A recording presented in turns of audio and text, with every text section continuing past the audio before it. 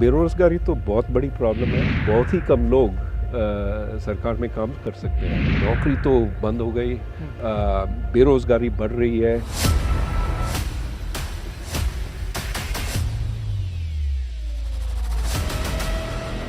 आज अनसुनी कहानियों में बात उस शख्स की जो भारतीय रिजर्व बैंक के सबसे प्रभावशाली और चर्चित गवर्नर रह चुका है। वो अपने बेबाक बयानों की वजह से चर्चा में रहते हैं। लोग उसे दबंग अर्थशास्त्री के तौर पर जानते हैं। जब वो आरबीआई गवर्नर थे तो उनके बोल कई नेताओं और मंत्रियों को खूब चुभते थे।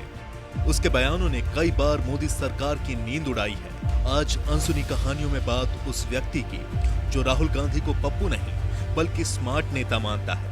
आज अनसुनी कहानियों में चर्चा देश के सबसे लोकप्रिय आरबीआई गवर्नर में से एक रघुराम गोविंद राजन की। नौकरी तो बंद हो गई, बेरोज़गारी बढ़ रही है, कर्ज बढ़ रही है, वो कर्ज ले रहे हैं, ब्याज दर अभी बढ़ रही है। सबसे गरीब है उनको तो मिलता है ये राशन में, उनको सब कुछ मिलता है। जो अमीर है उनका कोई नुकसान नहीं हुआ है। जो बीच में है, ये लोअर मिडिल क्लास जो है, उनको काफ़ी नुकसान हुआ है। अपने बयानों से नेताओं और सरकार की मुसीबत बढ़ाने वाले रघुराम राजन कई बार सरकार के दावों की हवा भी निकाल चुके हैं। अगस्त 2023 में उन्होंने एक बयान में कहा कि भारत पीएलआई योजना के तहत मोबाइल फोन का निर्माण नहीं कर रहा है बल्कि केवल उसे असेंबल कर रहा है। उनके बयान के बाद मोदी सरकार के मंत्री भड़क गए। मोदी कैबिनेट के मंत्री अश्विनी वैष्णव ने रघुराम राजन पर वार किया और उनके पलटवार करते हुए कहा कि उन्हें खुलकर राजनीति करनी चाहिए। इससे पहले रघुराम राजन भारत के सुपर पावर को लेकर भी अपने बयान पर सुर्खियां बटोर चुके थे। रघुराम राजन ने एक बयान में कहा था कि उन्हें इस बात से कतई फर्क नहीं पड़ता कि भारत सुपर पावर है। वहीं अडानी हिंडनबर्ग मामले पर भी रघुराम राजन ने तीखे सवाल पूछे थे। उन्होंने अडानी समूह से जुड़े मामले में चल रही जांच पर सवाल खड़े किए थे। राजन ने अडानी मामले में सेबी के तौर तरीकों को कटघरे में खड़ा किया। मोदी सरकार की तमाम नीतियों पर सवाल खड़े करने वाले रघुराम राजन के पिता आर गोविंद राजन भारत की खुफिया एजेंसी रॉ के संस्थापक सदस्यों में से एक माने जाते हैं। दरअसल रघुराम राजन के पिता आईपीएस ऑफिसर थे। 70 के दशक में जब रॉ की स्थापना हुई तब उन्होंने नौकरी से इस्तीफा दे दिया और रॉ के गठन में अहम भूमिका निभाई। रॉ के प्रमुख रामनाथ काउ के साथ मिलकर उन्होंने भारत की सबसे ताकतवर खुफिया एजेंसी की स्थापना में अपनी भूमिका निभाई। रॉ को बनाने में रामनाथ काउ का बड़ा योगदान था। उनकी टीम को दुनिया काउ बॉयज के नाम से जानती थी। इसी टीम में रघुराम राजन के पिता एक उभरते हुए स्पाई मास्टर थे।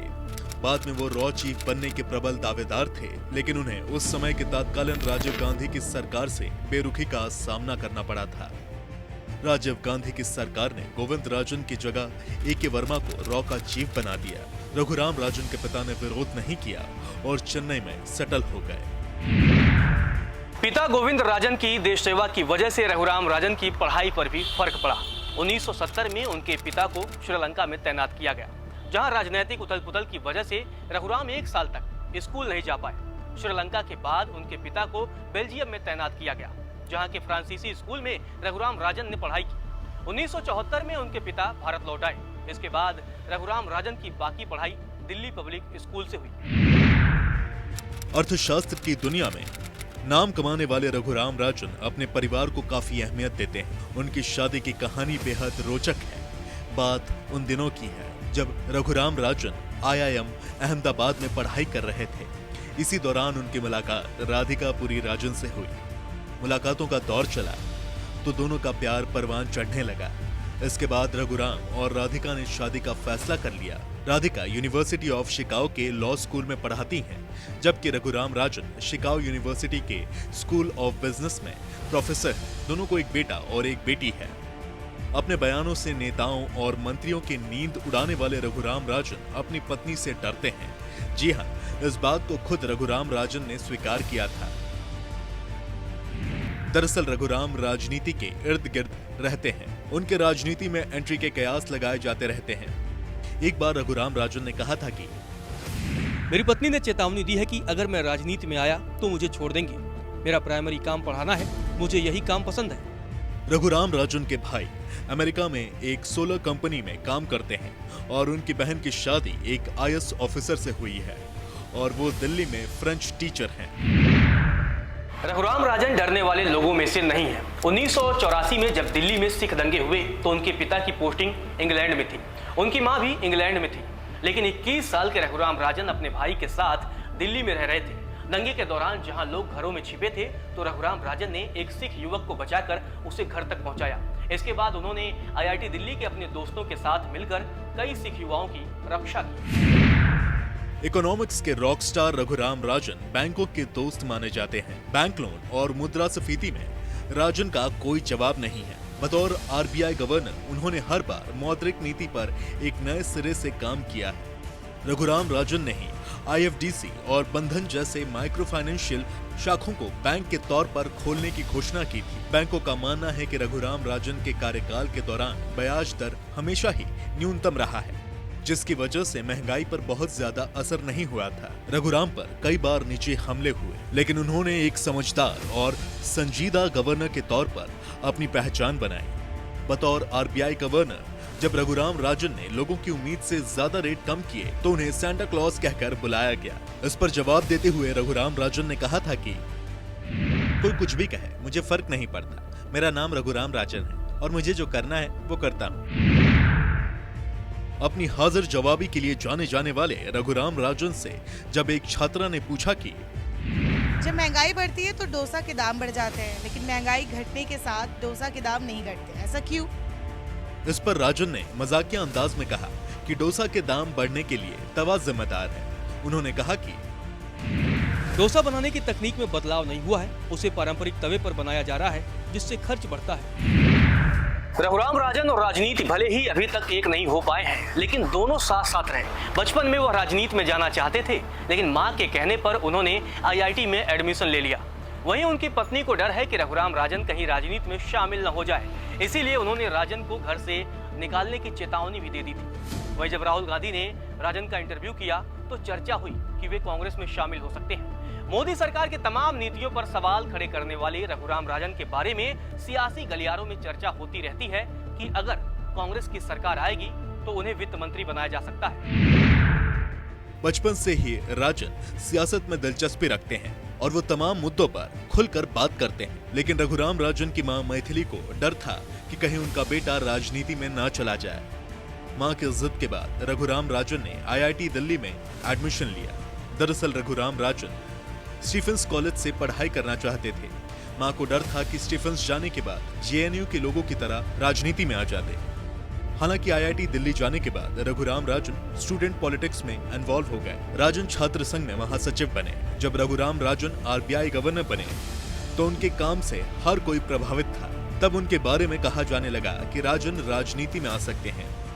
जब इस बारे में राजन से सवाल किया गया तो उन्होंने कहा कि अगर मैं राजनीति में आया तो मेरी बीवी मुझे छोड़कर चली जाएगी। वहीं जब भारत जोड़ो यात्रा के दौरान कांग्रेस नेता राहुल गांधी ने रघुराम राजन का इंटरव्यू किया तो चर्चा शुरू हो गई कि रघुराम राजन राजनीति में शामिल हो सकते हैं। इस बारे में तमाम कयास लगाए गए। राहुल गांधी के इंटरव्यू के दौरान रघुराम राजन ने मोदी सरकार की तमाम नीतियों पर सवाल उठाए थे। इससे पहले भी रघुराम नोटबंदी और जीएसटी लागू करने के तरीके पर सवाल उठा चुके हैं। वहीं रघुराम राजन राहुल गांधी को स्मार्ट और जिज्ञासु नेता मानते हैं। सांप्रदायिक एकता और शांति के लिए आप पदयात्रा पे जा रहे हैं। I think that is something the country needs, regardless of what political party or it has to be. Bharat को जोड़ना है। ये जो फॉर्मल सेक्टर है, हम सिर्फ मैन्युफैक्चरिंग को देख रहे हैं, ये पीएलआई स्कीम वगैरह, लेकिन हमें सर्विसेज को भी देखना है कि क्योंकि सर्विसेज में नौकरी काफ़ी ज़्यादा नौकरी पैदा होती है। कह रहा था कि आपने एक भाषण में ये कहा था कि which house can stand when the brothers are fighting? It can't. They have to be, you have to have internal harmony to have external security. ये काफ़ी लोग कह रहे हैं हाँ we can fight internally, we will suppress this minority, suppress that and we will be strong outside. नहीं हो सकता। और लोकतंत्र भी हमारा स्ट्रेंथ है और मेरे ख्याल में काफ़ी लोग काफ़ी देश हमारी ओर देख रहे हैं कि इंडिया का क्या कहेगी, इंडिया क्या एग्जाम्पल सेट करेगी। और इसलिए हमें सोचना चाहिए कि हम क्या कर रहे हैं और किस दिशा में जा रहे हैं। 3 फरवरी 1963 को मध्य प्रदेश की राजधानी भोपाल में ब्राह्मण परिवार में जन्मे रघुराम राजन भले ही दबंग अर्थशास्त्री के तौर पर विख्यात हैं, लेकिन उन्हें कविताएं लिखने और पढ़ने का शौक है। उनकी मां ने एक इंटरव्यू के दौरान बताया था कि स्कूल कॉलेज के दिनों में राजन कविताएं लिखते थे और कॉलेज की लड़कियों के बीच खासे लोकप्रिय थे। यूं तो रघुराम राजन बहुत कम मंदिर जाते हैं, लेकिन वे अपने माता पिता को कई बार मंदिर ले जा चुके हैं। मोदी सरकार पर रघुराम राजन जैसे योग्य व्यक्ति की अनदेखी का आरोप लग चुका है। दरअसल 2014 में जब केंद्र की सत्ता में नरेंद्र मोदी की सरकार बनी तो रघुराम राजन आरबीआई गवर्नर थे। केंद्र की सत्ता में बदलाव के बाद सरकार और आरबीआई के बीच कई मुद्दों को लेकर मतभेद शुरू हो गए।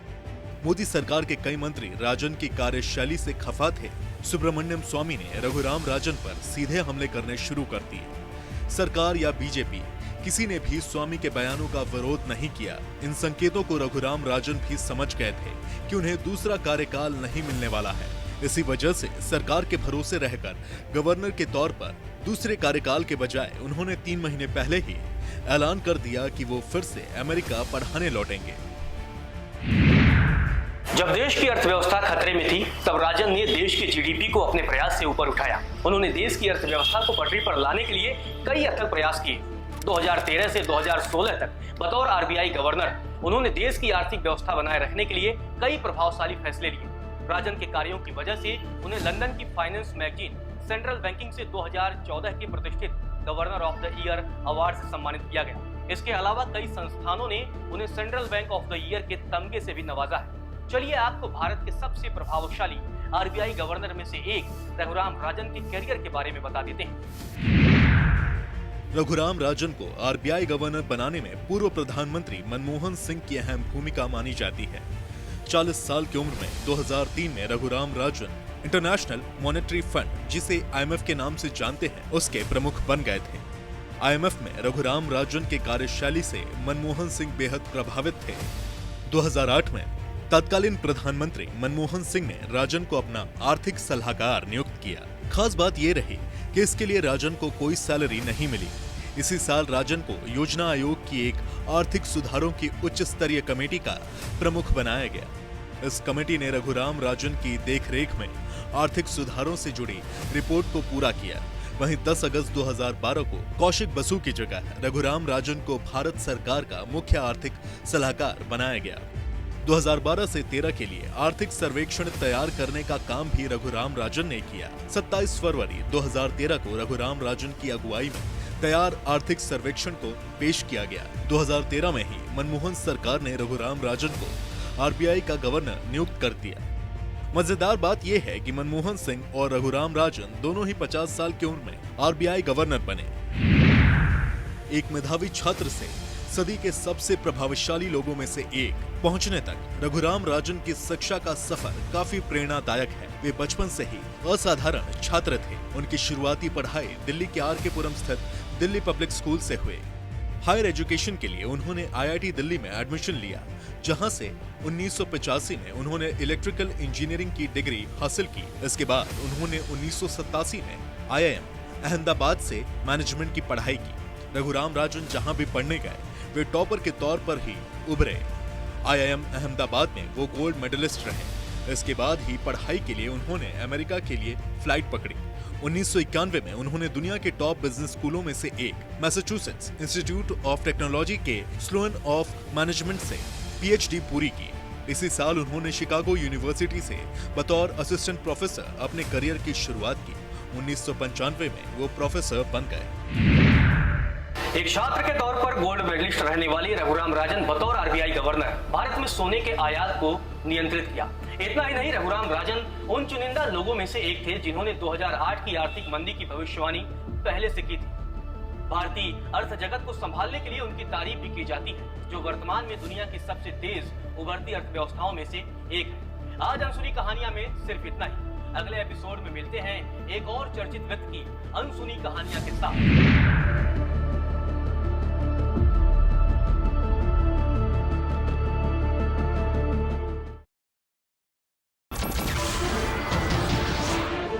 नमस्कार, मैं हूं मानक गुप्ता। अगर आपको हमारा ये वीडियो पसंद आया हो तो इसे लाइक और शेयर जरूर करें, और हाँ, हमें सब्सक्राइब और फॉलो करना ना भूलें ताकि आप देश और दुनिया की कोई खबर मिस ना करें। तो जुड़े रहिए हमारे साथ और देखते रहिए News 24।